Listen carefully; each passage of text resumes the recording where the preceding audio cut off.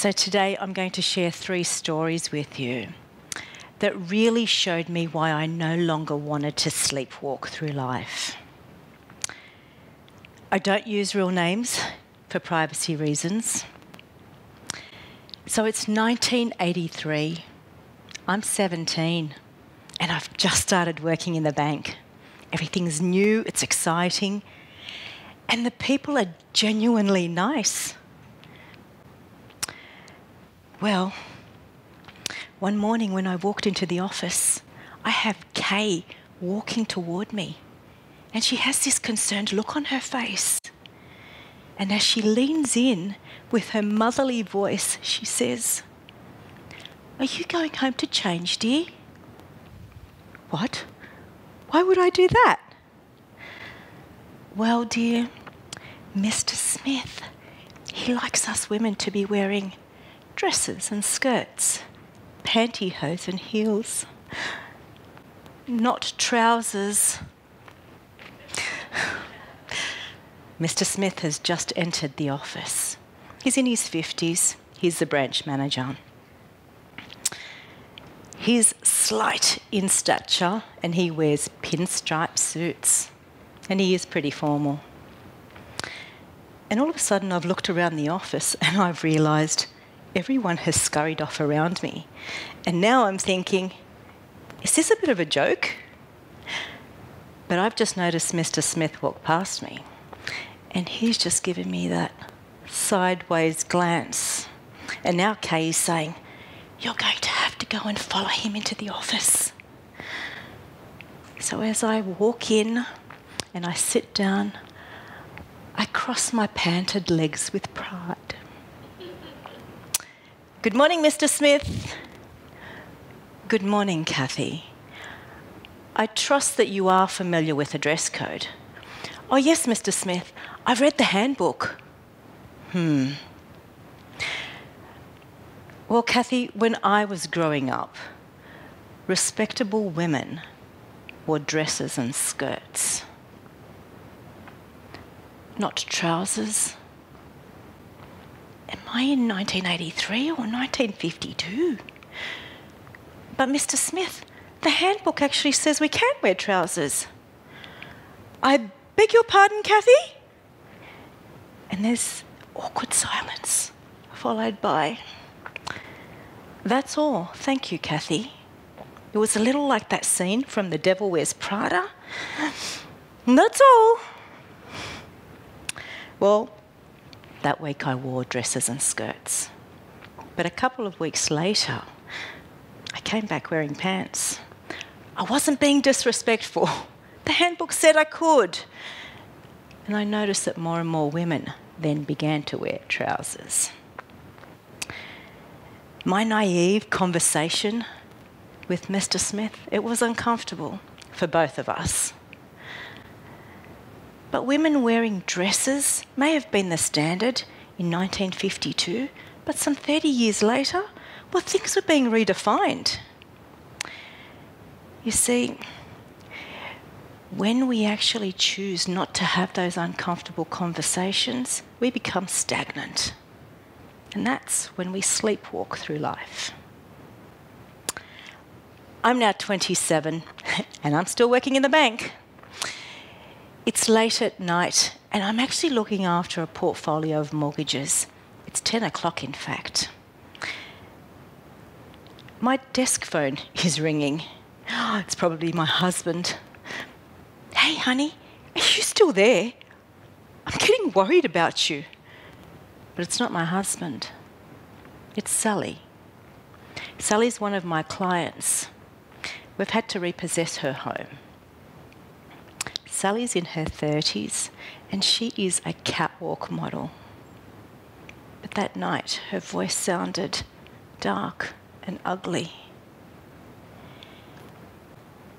"Cathy, I'm sitting in my car and I'm in the garage.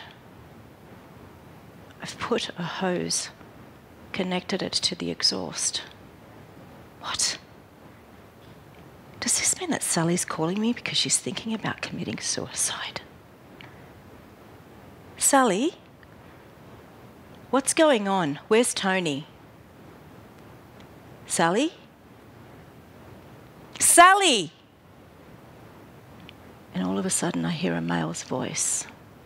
Hey, it's me, Tony. I'll take her inside, she'll be okay. I'll give you a call tomorrow.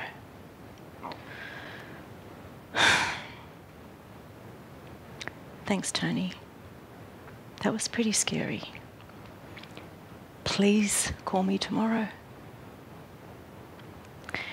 Well, you see, that phone call, it changed my life.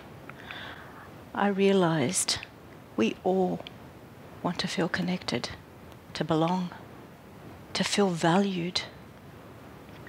We're raised to chase, to be more, to do more, to want more, to earn more. But I realised in that moment that there was so much more to life. When we actually make conscious choices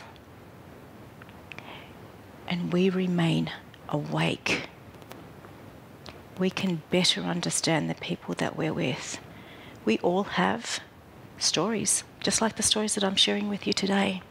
We all have lived experiences that we can draw on to help us stay awake. Several years later, I'm at an International Women's Day event, and I've been asked to speak to female students. They're in their final years at school, and as I walk into the school hall, I notice it's a little stuffy, and all I see is white, clean walls and rows of chairs. It's quiet. I've arrived early. And as I set up my presentation, all of a sudden I hear this cacophony of teenage noises. The girls have arrived. And as they stream in, they take their seats one by one. I notice that there's this one girl, she's walking toward me. She's quite petite and she has dark curly hair. She has this energy about her. And as she approaches, I notice her name tag, Kim. Cathy? Hi. Can I just ask you, how do you say indefatigable, I say. And the other word? Oh, philanthropist. You see, my introduction has a couple of tongue twisters, and every now and then I think, I really must make this easier. But I'm a curious person, and I like to see how people manage things. And in that moment, Kim shares with me, "No, Cathy, I'm in my last year at school. I really don't know what I want to do. My parents, they want me to go to university, and if I do, it'll be pretty cool. I'm going to be the first in the family that would ever do that. But I don't know if that's what I want to do." Sometimes when I think about it, I get a little bit anxious. Well, Kim's 17. She has her whole life ahead of her. I can remember being 17 and not really quite knowing what I'm going to do. And in that moment, Kim is actually ushered across the stage. And as she reaches out her arm in front of me, I've noticed scarred lines. Are those cuttings that I've just seen? And in that very awake moment, I realise I can't unsee what I have just seen. And that's now playing on my mind as I watch Kim confidently take that microphone and successfully introduce me, despite my tongue twister. And our eyes connect, and we smile at one another. And I now realise we've connected on another level. And before I begin my speech, I can't help but feel compelled to recognise Kim, her courage, her determination. She shared something very challenging with me, so I know that she's actually awake in life. When we're actually prepared to be present, we open ourselves up for wonderful opportunities. That was a beautiful moment for me.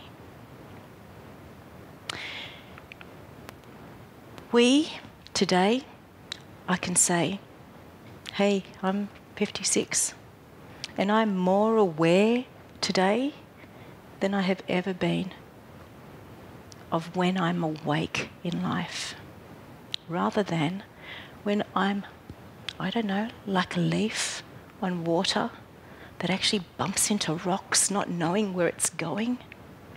That's uncomfortable, as opposed to when I consciously make a decision to stay awake and be in the present of the person that I'm with.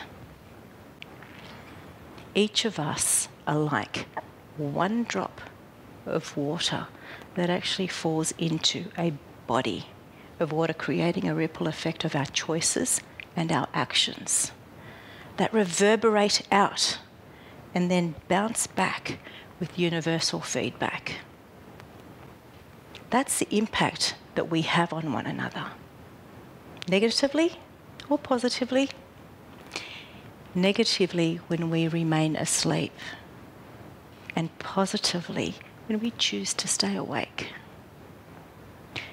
Together, as those raindrops, we can collectively raise that body of water so that everyone and anything in it rises at the same time. I'm standing here in front of you today, and to be honest, I'm pretty vulnerable. But I know one thing, I don't know it all, but I do know that I want to remain awake in life. So as I leave you, I leave 3 things for you to perhaps consider. The first is, keep learning. What we knew 30 years ago may not serve you today, may not take you to where you want to be, but if you find your own truth, follow that. The second thing is,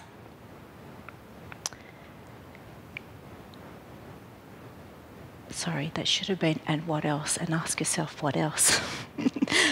The second thing is, face challenges.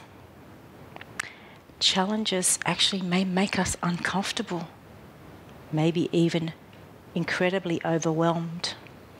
However, if we actually choose to pause, to take a breath, to ask for help,